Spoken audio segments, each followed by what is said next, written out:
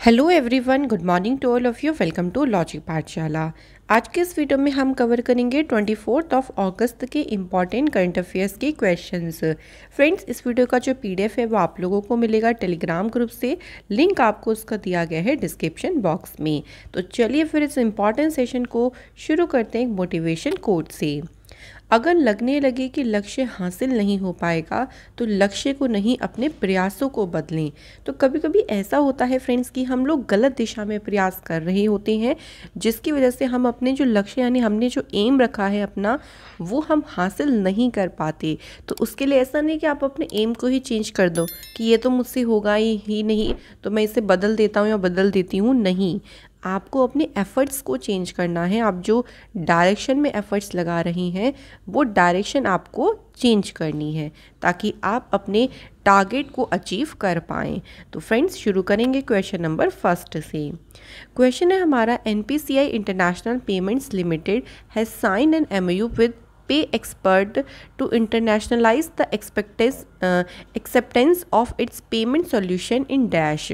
तो क्वेश्चन में पूछा गया है, देखिए कि जो NIPL है उसने अभी कौन से देश में अपने भुगतान समाधानों की स्वीकृति का अंतर्राष्ट्रीयकरण करने के लिए पे एक्सपर्ट के साथ मिलकर एक समझौते पर हस्ताक्षर करे हैं। तो NIPL ने यूनाइटेड किंगडम के साथ में ये जो समझौता है वो साइन किया है।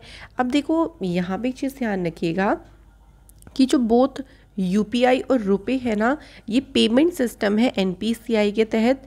अब दोनों ही पेमेंट सिस्टम का मतलब क्या होगा कि UK में अब आप ईज़िली जो है UPI का यूज़ भी कर सकते हो, रुपए से भी पेमेंट कर सकते हो।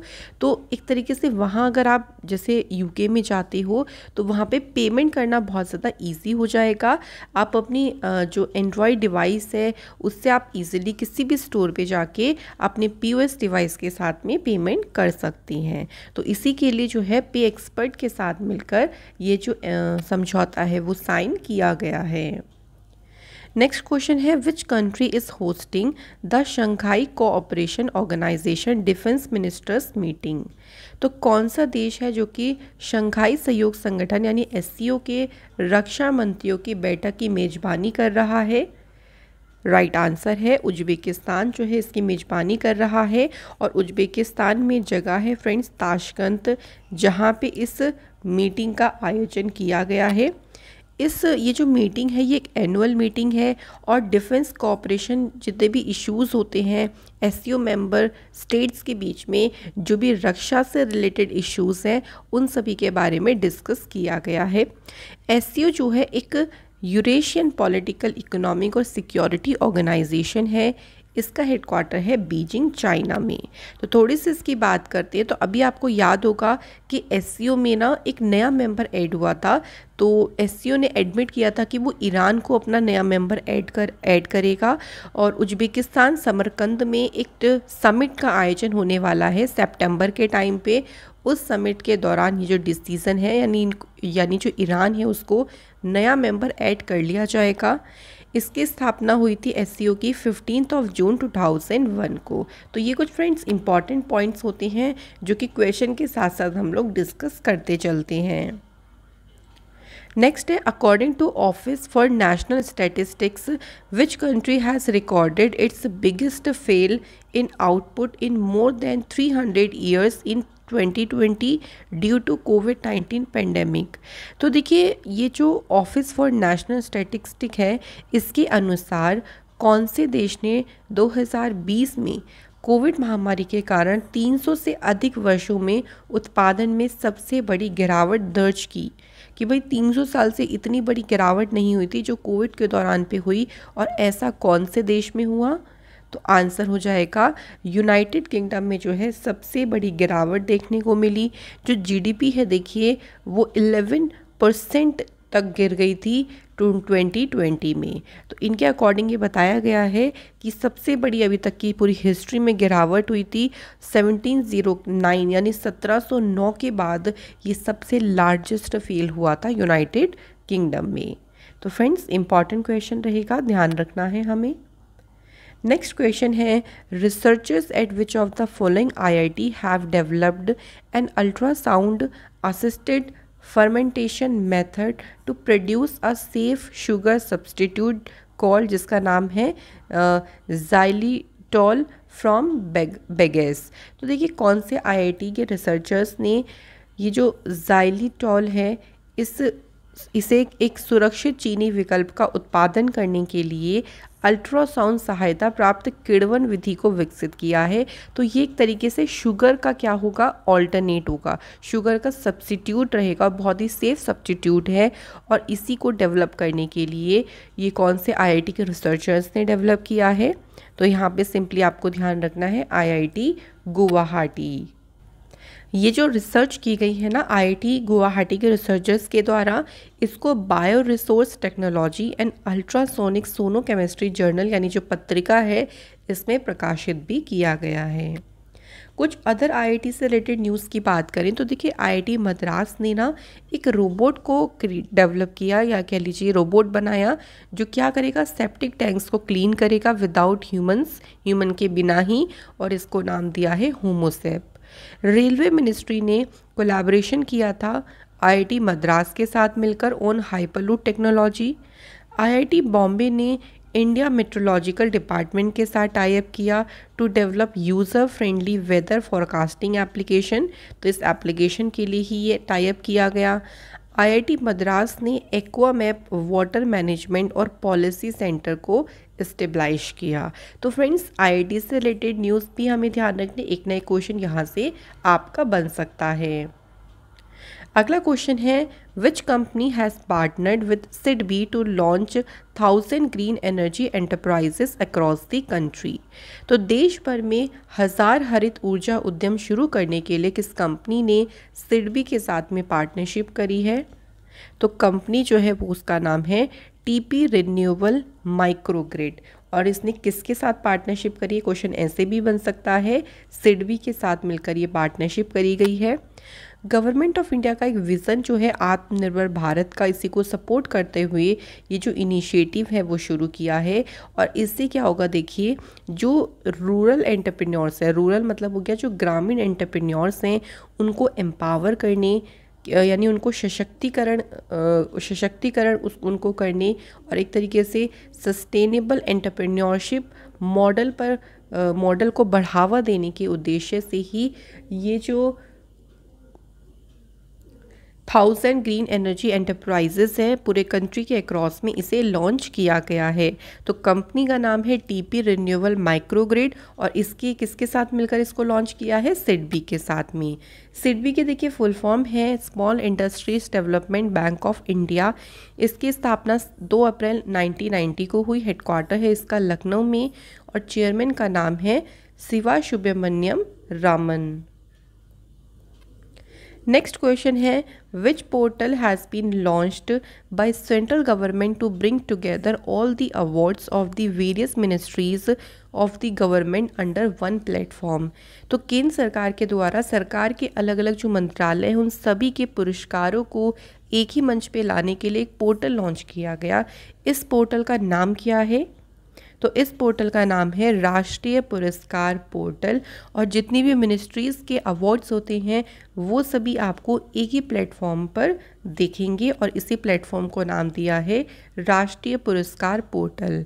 तो जो सिटीजन्स को गवर्नमेंट के द्वारा जितने भी अवार्ड्स होते हैं, चाहे वो किसी इंडिविजुअल को दिया जा रहा, किसी ऑर्गेनाइजेशन को दिया जा रहा, उनमें जो नाम नॉमिनेट किए जाते हैं ना, उन सभी नामों को नॉमिनेट करने की ये सुविधा प्रदान करेगा। और इसके माध्यम से आपको एक ही पोर्टल पर जितनी भी अवार्ड्स हैं, नेशनल अवार्ड्स हैं ना, उन सभी की जानकारी एक सिंगल डिजिटल प्लेटफॉर्म पर आपको मिल जाएगी। तो इस प्लेटफॉर्म का नाम ध्यान रखिएगा राष्ट्रीय पुरस्कार पोर्टल। पोर्टल से रिलेटेड कुछ इन्फॉर्मेशन और हम लोग रिवाइज करें तो देखिए अभी कोटक महिंद्रा बैंक ने कम्प्लीटली टेक्निकल इंटीग्रेशन के लिए with the new E filing portal of the income tax department. तो कोटक महिंद्रा बैंक ने कंप्लीट किया टेक्निकल इंटीग्रेशन और किसके साथ, ई फाइलिंग पोर्टल के साथ। अमित शाह जी ने on boarding of cooperatives on the government e market place portal को लॉन्च किया। तो GEM जो पोर्टल है इसे अमित शाह ने लॉन्च किया। पोर्टल है देखिए निदान, यानी national integrated database on arrested narco offenders, इसे डेवलप किया है नारकोटिक्स कंट्रोल ब्यूरो ने। अगला क्वेश्चन है, in which city union minister of state for textiles, जिनका नाम है Darshan Jardosh, has inaugurated the silk mark expo. तो जो सिल्क मार्क एक्सपो है, इसे कौन से शहर में इसका उद्घाटन किया गया है? तो सही आंसर हो जाएगा, देखिए न्यू दिल्ली में इसका उद्घाटन किया गया है। इसका जो आयोजन है यानी इसको ऑर्गेनाइज किया गया है silk mark organisation of India under central silk board ministry of textiles. तो इनके तहत में जो सिल्क मार्क ऑर्गेनाइजेशन है उन्होंने इसे ऑर्गेनाइज किया है। अब इस एक्सपो का उद्देश्य क्या है? तो इस एक्सपो का उद्देश्य है to protect the interest of silk consumers and the stakeholders of the silk value chain. तो जितने भी रेशम उपभोक्ता हैं और रेशम की जो वैल्यू चेन है, उन सभी के जो कंज्यूमर्स हैं उनके इंटरेस्ट को प्रोटेक्ट करना, उनके हितों की रक्षा करना जो है इस सिल्क मार्क एक्सपो का उद्देश्य है। इसी के साथ कुछ एडिशनल इन्फॉर्मेशन की बात करें तो देखिए अभी डॉक्टर जितेंद्र सिंह ने इंडिया की पहले indigenously developed hydrogen fuel cell bus को लॉन्च किया पुणे में। जो आयुष मिनिस्टर हैं सर्बानंद सोनोवाल, इन्होंने बाल रक्षा मोबाइल एप्लीकेशन को लॉन्च किया। जितेंद्र सिंह ने इनॉग्रेट किया इंडिया का पहला ऑटोनॉमस नेविगेशन फैसिलिटी और इसको नाम दिया है तिहान। इसे आईआईटी हैदराबाद के कैंपस में लॉन्च या कह लीजिए इनॉग्रेट किया गया। तो फ्रेंड्स, साथ ही साथ में हम क्वेश्चन से रिलेटेड काफ़ी सारी न्यूज़ को भी रिवाइज करते चलते हैं, तो ये ध्यान रखिएगा। अगला क्वेश्चन है, India has nominated which dance form to be inscribed on UNESCO's intangible cultural heritage list. तो कौन सा डांस फॉर्म है जिसे यूनेस्को की अमूर्त सांस्कृतिक विरासत सूची में अंकित करने के लिए नॉमिनेट किया गया है? तो देखिए अभी ना इसे नॉमिनेट किया गया है और इस डांस फॉर्म का नाम है गरबा। तो ध्यान रखिएगा, गरबा 2021 में दुर्गा पूजा को जो यूनेस्को की इंटेंगिबल कल्चरल हेरिटेज जो रिप्रेजेंटेटिव के लिस्ट है उसमें शामिल किया गया था और अभी गरबा जो डांस फॉर्म है इसको नॉमिनेट किया गया है। तो यहाँ पे आप देख सकते हैं ईयर के साथ मैंने कुछ लिस्ट यहाँ पे रखी है। 2021 में दुर्गा पूजा को ऐड किया गया, 2017 में कुंभ मेला, 2016 में नौरोज़ और योगा को ऐड किया गया इस लिस्ट में।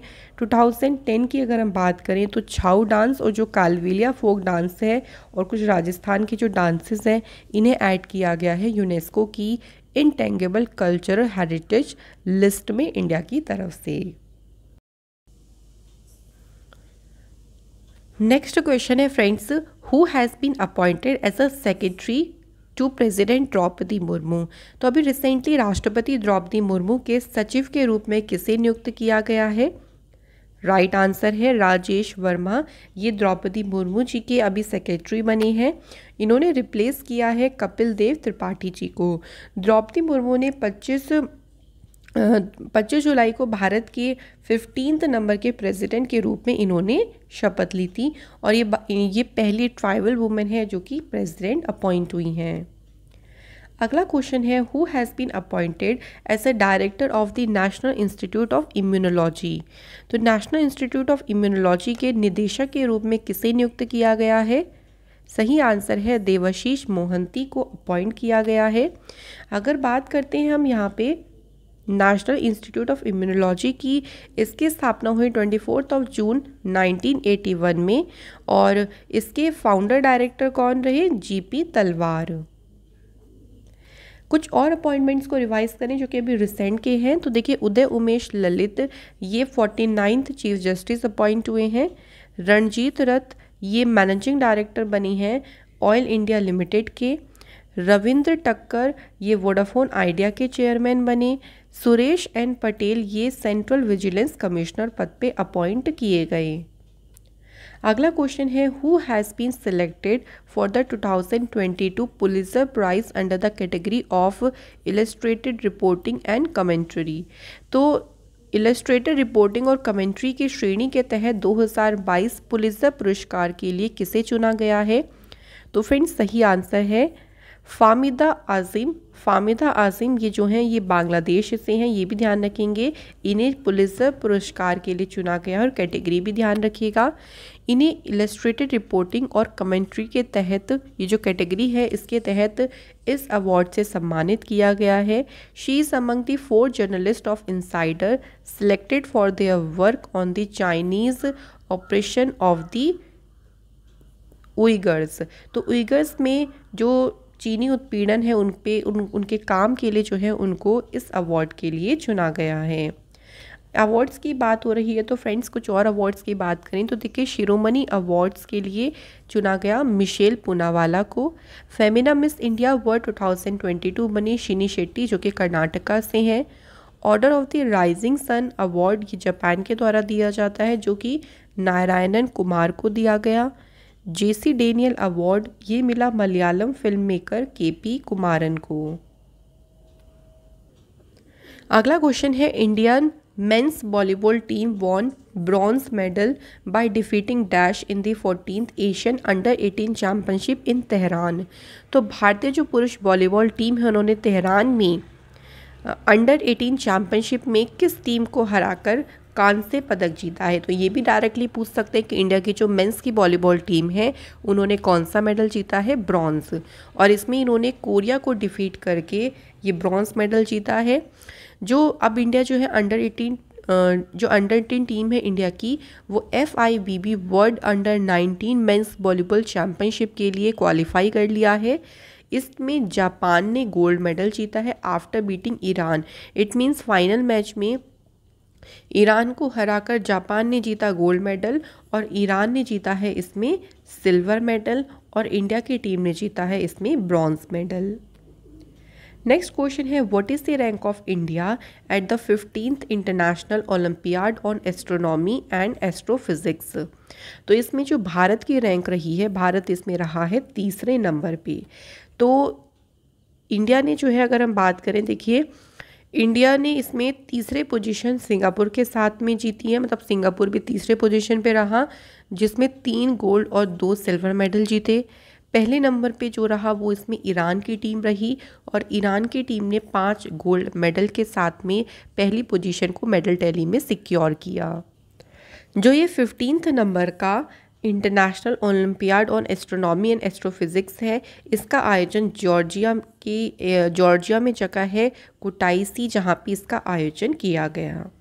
कुछ और स्पोर्ट्स न्यूज़ की बात करें फ्रेंड्स तो देखिए अंतिम पंगाल की इंडिया की पहली अंडर 20 वर्ल्ड चैम्पियन बनी है रेसलिंग में।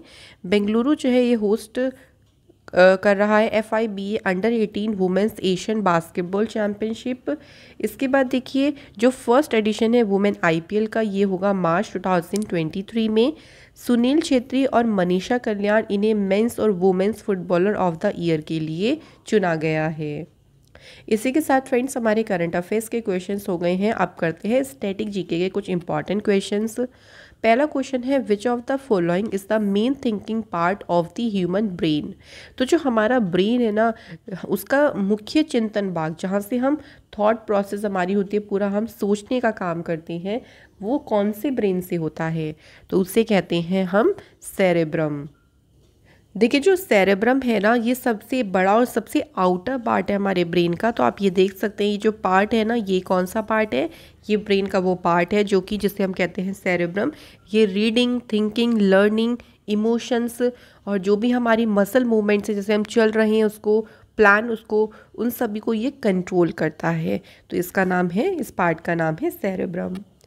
नेक्स्ट है dash controls involuntary activities like coughing and sneezing.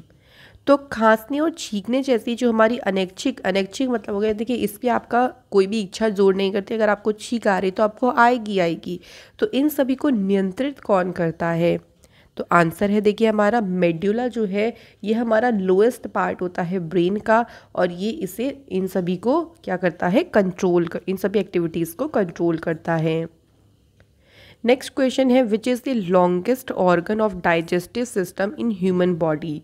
तो हमारे मानव शरीर में जो डाइजेस्टिव सिस्टम यानी पाचन तंत्र है उसका सबसे लंबा अंग कौन सा है, तो देखिए हमारा करेक्ट आंसर हो जाएगा स्मॉल इंटेस्टाइन यानी छोटी आंत।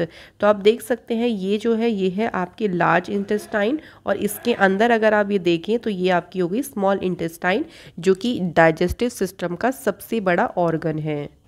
जो स्मॉल इंटेस्टाइन होती है ना उसकी लेंथ होती है 7 मीटर, और इसका मेन फंक्शन होता है कि डाइजेशन को कंप्लीट करना, साथ ही में जितने भी न्यूट्रिएंट्स हैं उनको एब्जॉर्व कर लेना।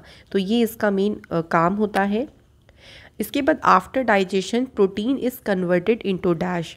तो जब पाचन हो जाता है उसके बाद जो प्रोटीन है वो किस में परिवर्तित हो जाता है? तो ये इंपॉर्टेंट क्वेश्चन है। प्रोटीन जो है वो एमिनो एसिड में कन्वर्ट हो जाता है। जो एमिनो एसिड होते हैं ना वो रिस्पॉन्सिबल होते हैं for the breaking down of food. तो ये ध्यान रखिएगा। नेक्स्ट क्वेश्चन है in human body the digestion of protein begins in which of the following organ. तो प्रोटीन का जो डाइजेशन है वो शुरू कहाँ से होता है? तो ये सही आंसर है स्टमक।